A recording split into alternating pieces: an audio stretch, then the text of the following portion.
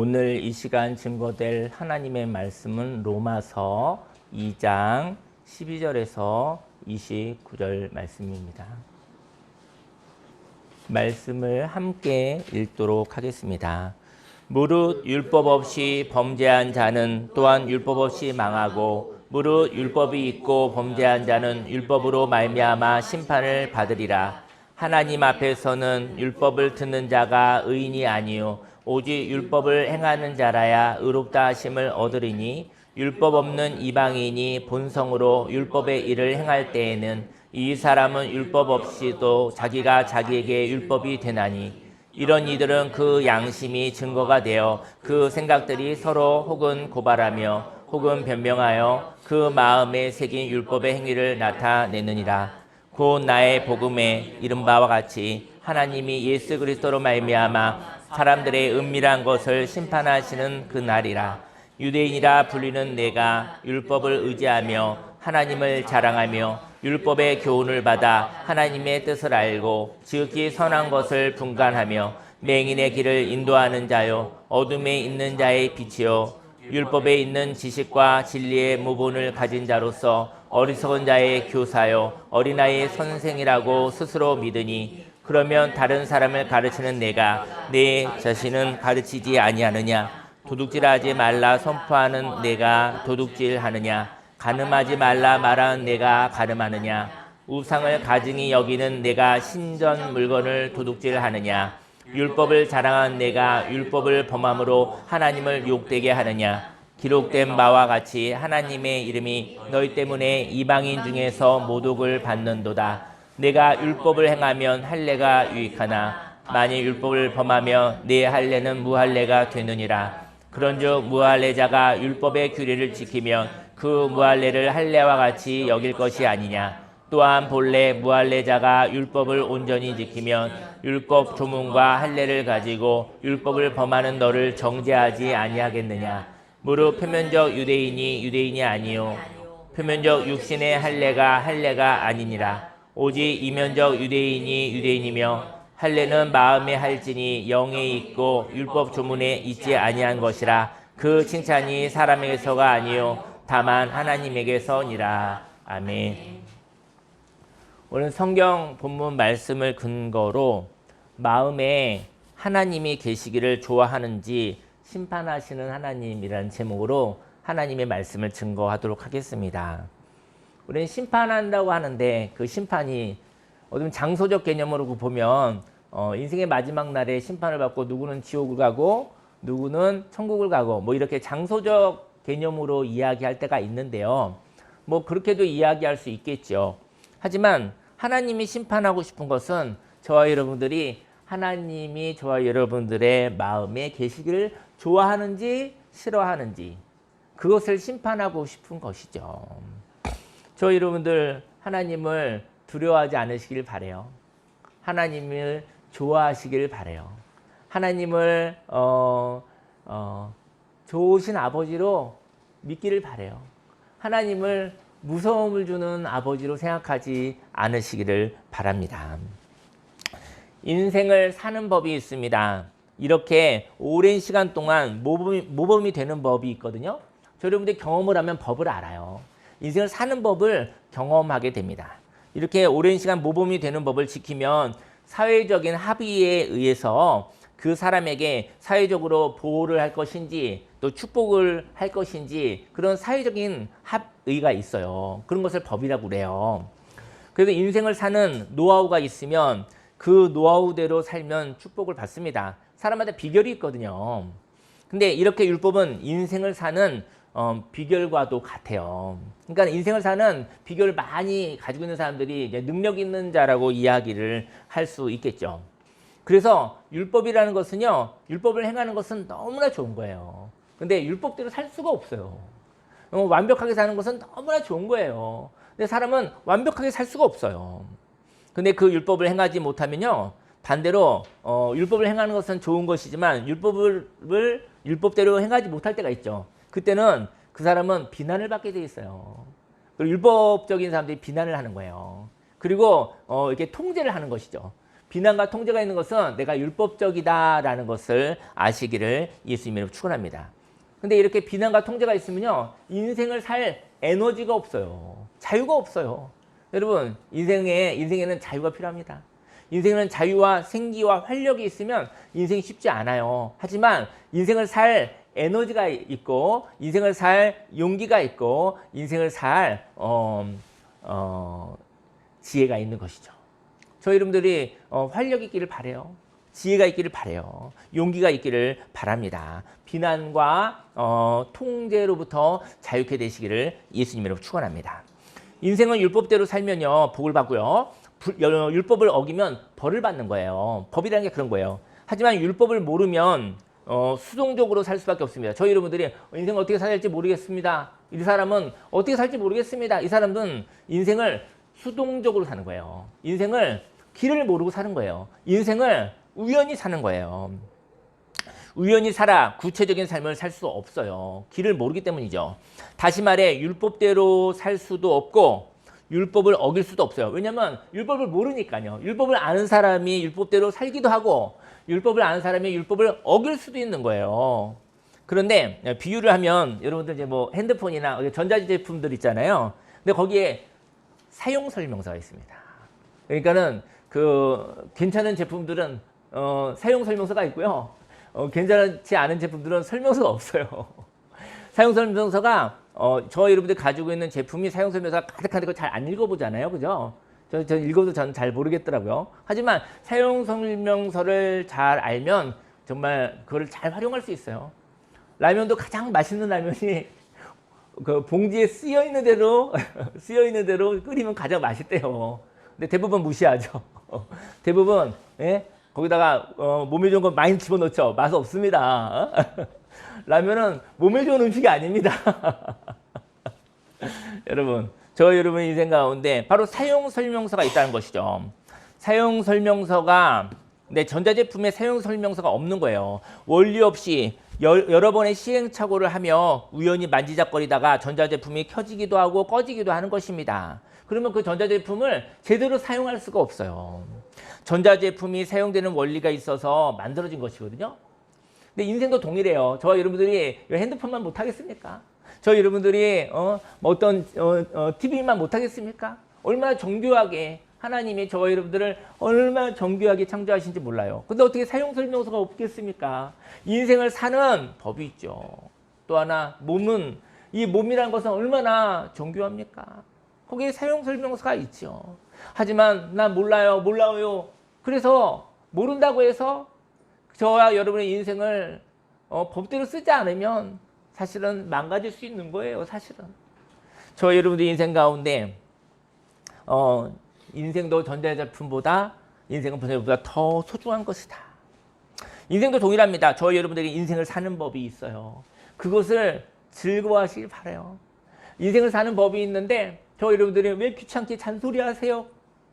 그렇게 여기지 마시고 하나님의 말씀을 보면서 하나님 인생을 어떻게 살지 모르겠어요. 그때 하나님과 이야기가 열리기를 예수님의 이름으로 축원합니다. 율법이 없는 사람이 있습니다. 근데 율법이 없는 사람도요, 범죄할 수 있어요. 근데 이 사람은 적극적으로 구체적으로 살 수가 없습니다. 그는 우연히 축복을 받고 우연히 인생이 망하는 것입니다. 여러분 인생 가운데 하나님이 율법을 가르쳐주는 이유는 우연히 살지 말라고요. 인생의 법을 알면 그것을 즐거워 지키면 하나님의 축복이 있고, 그리고 그 율법을 무시하면 사실은 그 인생 가운데 어려움이 있을 수도 있는 것이죠. 하지만 저희 여러분들에게 율법은 축복입니다. 율법을 통제로 여기지 마시고 하나님의 친절한 저와 여러분들을 향한 지혜라고 믿으시기를 예수님을 축원합니다. 교통법규를 안다면 지켜야 할 것과 피해야 할 것을 압니다. 그래서 교통법규를 아는 사람은 운전할 때 확신이 있어요. 알거든요. 하지만 법을 모르면요, 이게 운전을 하다가 별일이 없잖아요. 별일이 없으면 내가 법을 지킨 거예요. 그리고 경찰이 갑자기 경찰이 따라오기 시작해요. 그러면 내가 법을 어긴 거예요. 그리고 벌금 고지서가 나오는 거예요. 나는 모르겠는데 바로 법을 어긴 것이죠. 여러분 인생 가운데 운전을 해도 그렇습니다. 율법을 모르면 불안합니다. 그리고 율법을 알면 기쁨과 두려움이 있는 것이죠. 여러분들이 율법을 하나님이 주신 친절한 인생을 사는 법이라고 받아들이시면 좋을 것 같아요. 근데 법대로 사는 게 쉽지는 않습니다. 법대로 사는 것이 귀찮은 일이에요. 할 수만 있다면 법을 어기고 싶은 마음이 저와 여러분들에게 있는 것이죠. 12절에 무릇 율법 없이 범죄한 자는 또한 율법 없이 망하고 무릇 율법이 있고 범죄한 자는 율법으로 말미암아 심판을 받으리라. 율법을 모르고 범죄하면요, 그거는 망하는 삶을 삽니다. 그리고 율법을 알면 그 율법을 지켰는지 어겼는지 심판을 받습니다. 저 여러분 인생 가운데 어느 날 갑자기 망해버리는 거예요. 그 전에 어떤 이야기냐면 하나님이 이렇게 말하는 것이죠. 하나님이 너는 율법을 아느냐? 그게 심판인 거예요. 네가 알고 지은 죄냐?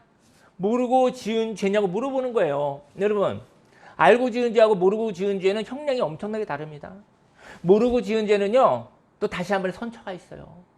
근데 저희 여러분들이 법을 모르면 저희 여러분들은 범죄할 수 있어요. 어긋날 수 있어요. 근데 하나님이 심판이 있어요. 네가 율법을 알고 있었느냐, 모르고 있었느냐, 이걸 심판하고 싶은 거예요. 그래서 율법 없이 범죄한 자는 율법 없이 망하고 율법이 있고 범죄한 자는 율법으로 말미암아 심판을 받으리라 라고 얘기를 하고 있는 거예요. 그런데 율법을 알았다면, 알고 행한 것이라면 이것은 실수가 아니라 범죄입니다. 저희 여러분 인생 가운데 어긋날 때가 있죠. 알았습니까? 그게 법에서 어긋난다는 것을 알았습니까? 범죄인 거예요. 저희 여러분들이 법을 몰랐어요. 하나님 몰랐어요라는 말도 할 수 없잖아요. 몰랐으면 하나님 저는 실수였어요. 그게 범죄인 줄 몰랐어요. 하나님 제가 이제는 율법을 알았으니 제가 다음에는 그러지 않겠습니다 라는 얘기가 한 번 할 수 있잖아요. 하지만 저희 여러분들이요, 율법을 알고 있어요. 알고도 지어요. 우리는. 여러분, 율법은요 행하는 것입니다. 율법은 듣고 끝나는 것이 아니에요. 저희 여러분들이 교통법규 교육을 받았어요. 그거 받고 나서 행하지 않으면 무슨 의미가 있겠습니까? 저와 여러분들 인생 가운데 율법을 알았다면, 알고 행한 것이라면 이건 실수가 아니라 범죄인 것입니다. 범죄를 저질렀을 때 실수였다고 말하고 싶습니다. 그때 율법을 알았는지 심판이 필요합니다. 만일 율법을 모르고 범죄를 저질렀다면 이것은 실수인 것이죠. 다 어긋남이 있어. 인생에 우리는 어긋남이 있습니다. 어긋났을 때 하나님께 이건 실수였습니다. 하나님 저한테 한번 다시 구원의 기회를 주실 수 없겠습니까? 이 기도를 저와 여러분들이 할 수 있는 것이죠. 하지만 저와 여러분들이 율법을 알고 난다면 그 기도가 나올 수가 없어요. 하나님이 얘기하시죠. 너 알았잖아. 너 알고 있었잖아. 그 길로 가면 안 되는 거 너 알고 있었잖아. 네가 모른 척했잖아. 라고 하나님이 말씀하셨을 때 저와 여러분들이 할 말이 없는 거예요. 사람은 속일 수 있습니다. 하나님은 속일 수가 없습니다. 율법을 알고 실수를 저질렀다면 실수가 아니라 이것은 범죄인 것입니다. 저와 여러분들이 율법을 알기를 원합니다. 저와 여러분들이 인생을 적극적으로 능동적으로 사시기 바랍니다. 인생을 실수하지 않고 심판을 받아 살기를 바랍니다. 저희 여러분들이 실수라는 얘기도 한두 번이죠. 하지만 여러 번 경험을 보면 실수가 아니에요. 두 번째는 실수가 아니에요. 경험을 통해서 법을 알았어요. 근데 그 일을 계속 하고 싶은 내가 있는 것이죠. 사람에게는 실수입니다. 얘기하지만 하나님은 알고 계신 것이죠.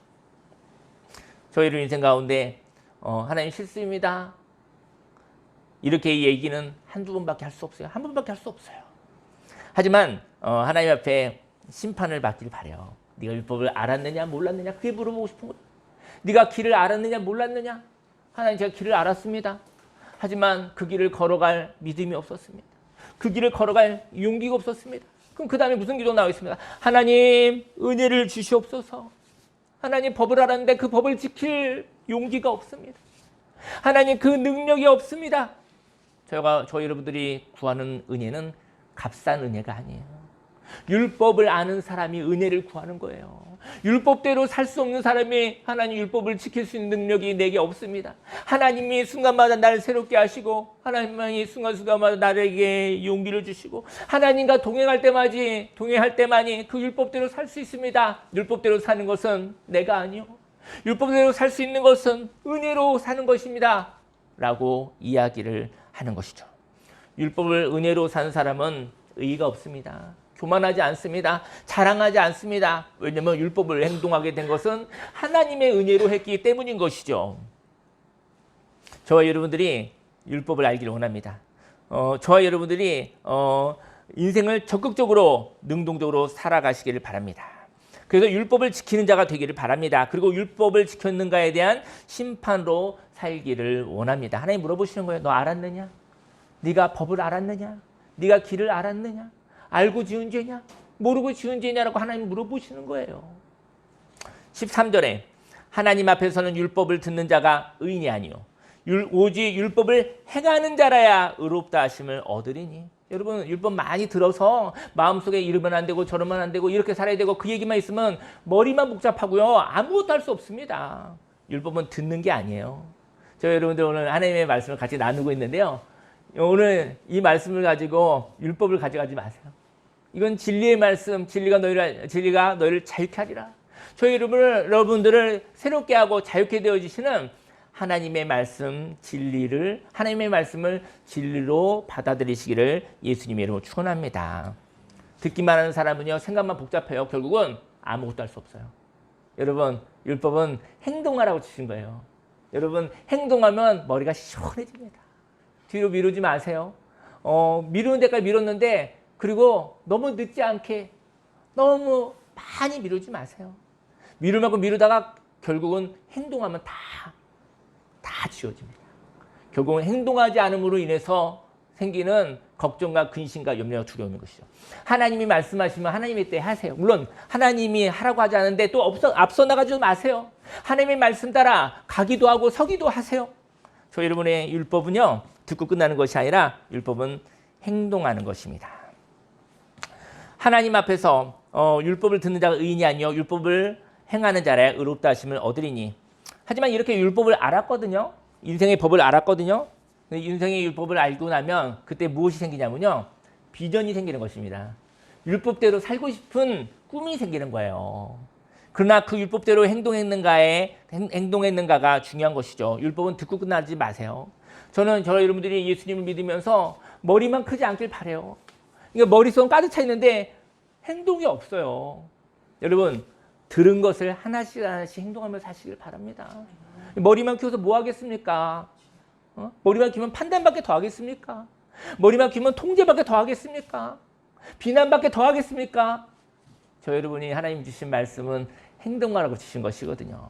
행동하면 세상이 달라집니다. 행동하면요, 다른 세상이 됩니다. 행동하면 새로운 세상이 저와 여러분에게 임하는 것을 저 여러분들이 알 수 있어요. 저 여러분 인생 가운데 하나님의 그 율법대로 행동했는가가 중요한 것이죠. 율법을 알면 발걸음에 힘이 있어요. 율법은 방향을 아는 거예요. 길을 아는 거예요. 근데 율법을 알고 방향을 어길 때가 있죠. 방향을 어기면 거기에는 정죄감이 있어요. 곧 무거움이 있으면. 저 여러분들이요, 왜 마음이 무거운지 아십니까? 갈 길을 알고 가지 않았기 때문입니다. 하나님, 제가 확신이 없어요. 그땐 괜찮아요. 그때는 마음이 무겁지 않아요. 근데 갈 길을 알아요. 그런데 미루었기 때문이에요. 그래서 내가 마음이 무거운 거예요. 여러분들, 하나님께서 친절하게 말씀해 주시면 그 길을 가세요. 내가 너와 함께 하고 싶다. 그러면 그 손 잡고 저 여러분들 순종하고 동행하세요. 그러면 저 여러분의 영혼이 자유케 될 것이며 그리고 경쾌하게 될 것입니다. 근데 하나님의 말씀을 가르쳐달라고 날마다 얘기하죠. 하나님 가르쳐 주세요. 하나님 말씀 가르쳐 주면 저는 그대로 갈 거예요. 그리고 가지 않습니다. 그 사람이 무거운 거예요. 여러분, 하나님께 걸어가십시오. 그러면 얼마나 가벼운지 모릅니다. 율법을 들었습니까? 그렇다면 율법을 행할 능력을 사모하시기 바랍니다. 그것이 바로 은혜인 것입니다. 14절에 율법 없는 이방인이 본성으로 율법의 일을 행할 때에는 이 사람은 율법이 없어도 자기가 자기에게 율법이 되나니, 자기가 자기에게 율법이 된다는 것은 양심이 있다는 것입니다. 양심은 선량한 마음이기도 하지만 균형이 있는 마음이에요. 15절에 이런 이들은 그 양심이 증거가 되어 그 생각들이 서로 혹은 고발하며 혹은 변명하여 그 마음에 새긴 율법의 행위를 나타내느니라.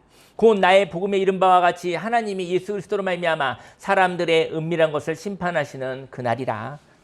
은밀한 것은 양심입니다. 저는 여러분, 사람에게 말하기는 부끄럽지만 은밀한 게 다 있죠, 사람마다. 여러분, 사람에게 말하기는 좀 부끄러워요. 사람들이 또 잔소리 할 테니까. 사람들이 또 판단할 테니까. 하지만 하나님 앞에 깨달은 게 있어요. 은밀하게 깨달은 것이 있어요. 그것을 행동하세요. 세상이 달라집니다. 사람들의 박수를 받으려고 하는 것이 아니라 사람들 몰라도 하나님과 나와 아는 은밀한 것이 있습니다. 거기에 변화가 있으면 새로운 세상을 볼 수가 있습니다. 저 여러분들 그 비밀이 뭔지 모르겠어요. 각 사람마다 있을 거예요. 각 사람마다 은밀한 게 있어요. 하나님 앞에 회개하시기 바랍니다. 사람들 보기에 좋은 회개가 아니라 하나님이 아는 회개를 하시기를 예수님이 축원합니다. 회개라는 것은 뭐 잘못했다 잘못했다는 얘기가 아니고요. 회개라는 것은 가치 있는 방향으로 방향을 돌리라는 거예요. 여러분, 회개는 비난이 아닙니다. 회개는 가치 있는 삶을 향해서 방향을 돌리자라는 하나님의 초청이요, 하나님의 응원이요, 그것이 바로 복음인 것이죠. 은밀한 것은 양심입니다. 여러분들에게 양심이 있습니까? 양심이 있기를 원합니다. 기준이 바깥으로부터 오기도 하지만 그 기준이 자신 안에 있기를 바라요. 내 안에 하나님이 주신 기준이 풍성하기를 원합니다. 그리고 내 안에 세상의 기준이 고집이 되지 않길 바랍니다. 저는 기준이 있습니다. 확신이 있습니다. 근데 그게 하나님께로부터 왔으면 좋겠어요. 자신에게 있는 기준과 확신이 세상으로 왔다 간다면 그건 고집이에요. 근데 하나님으로 왔다 갔다 한다면 그 기준을 가지고, 그 진리의 말씀을 가지고 살아가시기를 예수님으로 축원합니다. 기준이 바깥으로부터 있는 사람은요, 사람을 의지해야 돼요. 다른 사람을 의지해야 돼요.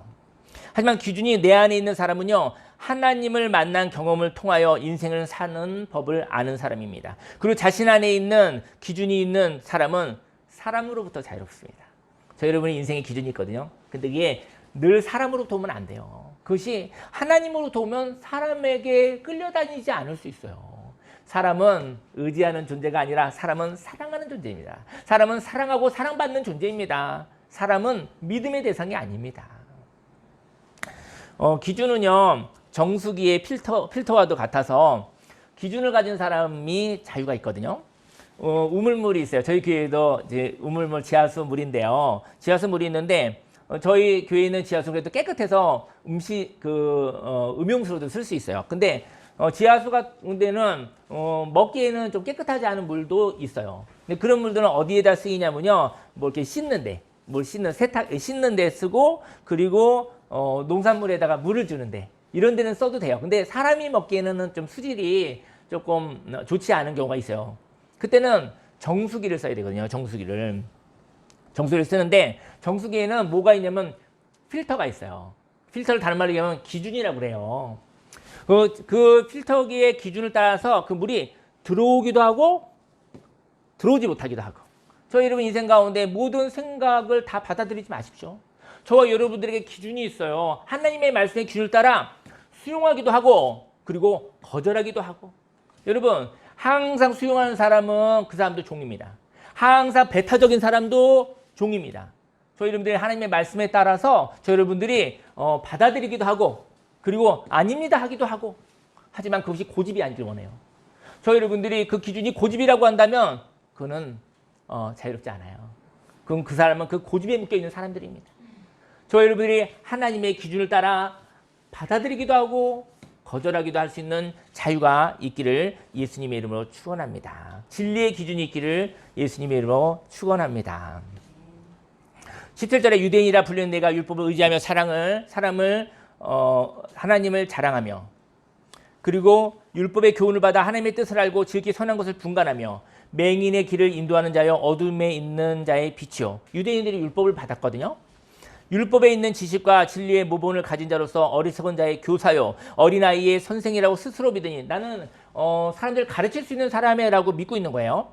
근데 율법을 가진 사람들이 있습니다. 그리고 그 사람들은 율법으로 살지 않고 율법으로 사람들을 가르치는 재미에 빠졌던 것이죠. 그런데 그 율법으로 자신에게 적용하지 않고 사람들한테 막 얼마나 여러분들 좋은 얘기 하는 거 되게 재밌습니다. 옳은 얘기하는 거 엄청나게 재밌습니다. 하지만 그렇게 살기가 힘든 거예요. 여러분, 율법은 그렇게 살라고 주신 것이지 그걸 가지고 지식 자랑하라고 한 거 아니에요. 판단놀이 하라고 한 것이 아니라는 것이죠. 율법은 가르치는 것이 아니라 율법은 행동하는 것입니다.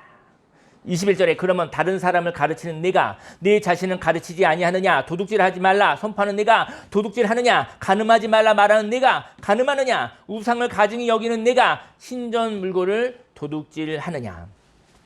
그 우상 성전에 그 재물이 있었어요. 여러분 무당집에도 뭐 그런 거 많아요. 예를 들어서 뭔가 하면 값을 내야 돼요. 뭐 그런 거 있어요. 우상을 싫어한다고 하면서 우상의 신전에 바쳐진 금덩어리는 좋은 거예요. 거기에 있는 음식은 좋은 거예요. 거기에 있는 가질 만한 것들이 있어요. 그래서 우상 신전에 바쳐진 물건에 관심이 있어요. 돈이 있습니다. 돈에는요 사람의 피를 보게 한 돈들이 있어요. 여러분 그 돈은요 좀 멀리 하세요. 왜냐면 돈은 중립적이지만 사람을 죽여서 사람을 힘들게 해서 번 돈은 거기 문화가 있어요. 그래서 그런 돈을 만약에 벌게 된다고 한다면 그 돈을 세탁을 해야 돼요. 그 돈을 세탁하는 시간이 저 여러분들이 거기에 수고가 있습니다. 가능하다면 깨끗한 돈으로 사시기를 예수님의 축원합니다. 가능하다면 더러운 돈은 씻어야 돼요. 근데 저와 여러분의 인생으로 씻어야 될 수도 있어요. 어쩌면 그 검은 돈 때문에 저와 여러분의 인생이 값을 지불해야 될 때도 있어요. 여러분 돈이 아니라 하나님이 함께 있는 돈을 이 세상에 있는 건 모든 건 하나님 것입니다. 근데 세상에 검은 돈에 연루되지 않기를 예수님으로 축원합니다. 만일 검은 돈을 받는다면 그 검은 돈을 깨끗하게 하는 과정이 있는 것이죠. 의도가 있는 돈이 있어요. 그 뇌물이죠. 그 돈은 검은 돈입니다. 그 돈으로 인하여 무엇인가를 값을 치러야 하는 것입니다. 저 여러분 인생의 값을 치러야 되는 거예요. 23절에 율법을 자랑하는 내가 율법을 범함으로 하나님을 욕되게 하느냐. 기록된 바와 같이 하나님 이름이 너희 때문에 이방인 중에서 모독을 받는도다. 내가 율법을 행하면 할례가 유익하나 만일 율법을 범하면 네 할례는 무할례가 됐느니라. 그러죠 무할례자가 율법의 규례를 지키면 그 무할례를 할례와 같이 여길 것이 아니냐. 또한 본래 무할례자가 율법을 온전히 지키면 율법 조문과 할례를 가지고 율법을 범하는 너를 정죄하지 아니하겠느냐. 28절에 무릇 표면적 유대인이 유대인이 아니요 겉으로만이 유대인이 아니고 표면적인 육신의 할례가 아니니라. 오직 이면적 속으로 된 유대인이 있어요. 할례는 마음에 할지니 영에 있고 율법 조문에 있지 아니한 것이라. 그 칭찬이 사람에게서 아니요 다만 하나님에게서니라. 저 여러분에게 하나님의 칭찬이 하나님이 마음에 내 사랑하는 아들이요 딸이라니 그 이야기가 있다면 무엇을 두려워하며 살아가겠습니까? 음악을 켜주세요. 지난 금요일 캄보디아에서 선교 사역을 20년 가까이 하시는 선교사님 부부와 또 교회를 개척하시고 좀 요즘 힘들지만 그 목사님과 교회에서 협도 목사님과 식사를 하고 많은 이야기를 나누었어요. 그래서 그 전날 많은 이야기를 나누고 교제를 즐거운 시간을 가졌거든요. 근데 선교사님이 선교지에서 심장이 아파서 한국에 들어왔어요. 근데 심장이 좋지 않다고 하여서 사진을 찍고 검사를 하고 빨리 잡혔어요. 큰 병원에서 1월 27일 날 큰 병원에서 수술이 잡혔어요. 은혜죠. 그런데 헤어지고 나서 우리 건강하게 돼서 만나요 그랬어요. 올해 그냥 안식년 오래 삼으시고 선교사님 20년 고생하셨으니 마음과 몸을 살펴 다음을 시작해요 라고 얘기를 하고 헤어졌거든요. 다음 날 오후 3시에 그 선교사님이 심정지가 온 거예요. 근데 아마 그 전날 밥을 안 먹었으면 덜 슬플 것 같아요. 조금 전에 함께 있었던 사람이 갑자기 사라져 버렸잖아요. 그래서 너무 많이 슬프더라고요. 어제까지 함께 했는데 갑자기 생명을 달리하다니 이렇게 인생이 허무한 것인가? 우리는 하루도 더 살 수 있는 능력이 없는 것인가? 20일을 기다려 수술을 하면 된다는데 우리에게는 하루를 자신의 힘으로 살 수 없다는 것을 알게 되었어요. 다른 병들은 좀 시간이 걸리잖아요. 다른 사람은 뭐 좀 아파도 좀 시간이 있다가 되잖아요. 심장이 굉장히 무서운 것이구나. 바로 옆에서 보니까 너무나 우리가 무능력하구나. 우리는 날마다 하루를 당연하게 살잖아요. 여러분 오늘 하루 눈 뜬 거에 대해서 저도 그래요. 그렇게까지 감사는 없었어요. 근데 그 일을 겪고 나니 우리가 하루도 살 수 없는 사람이었던 거예요. 우리가 하루도 하나님의 은혜가 없이는 살 수 없었던 사람이었던 거예요. 우리가 은혜를 몰랐었던 것이지 우리의 능력으로 하루를 살 수 없었던 사람들이었던 거예요. 인생을 살다 보니 애증이 있습니다. 인생을 살다 보니 정이 생겼습니다. 인생을 살다 보니 사랑하게 되었습니다. 인생은 너무나 짧습니다. 그래서 믿음이 필요합니다. 그 믿음, 인생은 짧아서 선택이 필요합니다. 그 선택으로 말미암아 사랑하고 살고 사랑받는 사람과 살고 대화를 나누며 희로애락을 하기에도 인생은 너무나 짧은 것입니다. 저는 개인적으로 저와 여러분들은 우리 일주일에 한 번씩 만나잖아요. 또 뭐 그런데 너무 소중한 시간입니다. 사실은 저 일주일에 이렇게 정기적으로 만나기도 하고 또 좀 이따 만나기도 하는데 저희 여러분들 이런 시간이 그게 은혜입니다.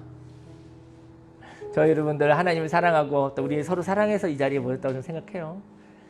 일요일 날 오전에 잠자는 것보다는 훨씬 가치가 있어서 이 자리에 온 거예요. 사실은 일요일 날 아침에 잠자고 쉬는 거 너무나 큰 가치거든요. 그렇죠? 하지만 우리는 그보다 더 좋아하는 마음이 있어서 행동해서 오늘 이렇게 만나게 된 거예요. 저희 여러분들 인생 가운데 저는 인생이 짧다는 얘기를 하고 싶어요. 몰랐을 뿐이죠. 하나님의 이야기, 하나님의 꿈, 하나님의 역사하시는 이야기가 있습니다. 절망 가운데 있는 사람들, 슬픔 가운데 있는 사람들, 그 사람들과 하나님의 이야기를 하며 살아가고 싶습니다. 삶의 이야기를 하며 살아가고 싶습니다. 한 영혼이 살아나는 구원의 이야기를 하면서 살아가고 싶습니다. 하나님이 저와 여러분들에게 거하시길 원해요. 저와 여러분들 오늘 시간 마음을 활짝 여세요. 하나님이 저와 여러분들에게 거하시길 원해요. 그 하나님이 저와 여러분들의 진리가 되고 그리고 성령으로 들어와 저 여러분들의 생각과 감정에 영향을 주어서 예수 그리스도와 동행하며 따라가는 사람이라는 인정을 받았으면 좋겠습니다. 하나님의 말씀이 저와 여러분들에게 다가올 때 그 말씀을 사모하는 자가 된다면 저희들 성경을 읽기도 하고 또 설교 말씀을 듣기도 하는데요. 좀 이런 얘기하고 싶어요. 그 하나님의 말씀이 즐거웠으면 좋겠어요. 그 하나님의 말씀이 잔소리로 여기지 않았으면 좋겠어요. 하나님의 말씀 사모하는 자가 된다면 그 말씀은 인생을 사는 사용설명서 진리가 되는 것입니다. 그 진리의 말씀이 저와 여러분들을 자유케 합니다. 하나님의 말씀을 두려움으로 욕심으로 받아들인다면 그 말씀은 율법이 되어서 저와 여러분들을 종으로 만들 것입니다. 하나님의 말씀을 사모하는지 하나님의 말씀을 두려워하는지 하나님이 심판하고 싶은 거예요. 천국 지옥 너무 멀어요. 그건 나중에 가서 경험하세요. 저는 그 얘기는 그냥 하나님 여러분이 죽고 나서의 거기에 관심이 있다면 그건 경험하면 되잖아요. 하지만 저는 사는 이야기를 하고 싶어요. 하나님이 저와 여러분들에게 하나님의 말씀, 하나님과 이야기하는 것을 좋아하는 사람인지 그것을 싫어하는 사람인지 하나님이 알아보고 싶은 거예요. 하나님의 말씀을 좋아하는 사람이 된다면 그 하나님의 말씀은 축복입니다. 그 말씀대로 사시면 세상에 어떤 것보다도 아마 놀라운 신령한 축복 또 뭐 여러 가지 다양한 풍성한 축복이 저는 확실히 있다고 믿습니다. 저 여러분들은 하나님의 말씀을 믿고 행동하며 사는 것이지. 근데 저와 여러분들의 삶 속에 하나님을 좋아하는 마음이 회복되길 바랍니다. 하나님은 저와 여러분들의 아버지십니다. 네. 그리고 하나님의 말씀을 싫어하는 자들은요, 미룹니다. 율법은 미루는 거예요. 그래서 마음이 무거워지고 그것대로 살지 못하면 자기를 자꾸 비난해야 되는 정죄감에 빠질 수밖에 없어요. 오늘 함께 기도하기 원합니다. 기도하기 원하는데요. 우리 그 캄보디아 우리 조재훈 선교사님 위해서 기도해 주시고 우리 사모님 선교사님이 기도를 많이 해달라고 부탁을 드렸어요. 그리고 모든 가운데 하나님의 평화가 있기를. 사모님과 또 아들이 있어요. 그리고 선교지에서는 너무나 선교사를 잘했어요. 하지만 뭐라고 기도해달라. 하나님 안에서 뭐라고 표현할 수가 없어요. 그리고 저와 여러분들의 인생 가운데 오늘은 바로 저 여러분들에게 은혜를 주신 이 날에 어찌 보면 그 선교사님은 하나님께 인정받았을 것이죠. 남겨진 사람들이 슬픈 것이죠. 저와 여러분들에게 살아갈 아름다운 삶이 있을 것 같아요. 가치 있는 삶이 있을 것 같아요. 저 여러분들이 그 비전을 향해서 한번 하나님께 주신다는 그 말씀을, 그 삶을, 그 비전을 향하여 걸어가는 삶, 하나님의 말씀을 좋아하고 하나님을 좋아하는 저와 여러분들이 되기를 예수님이 축원합니다.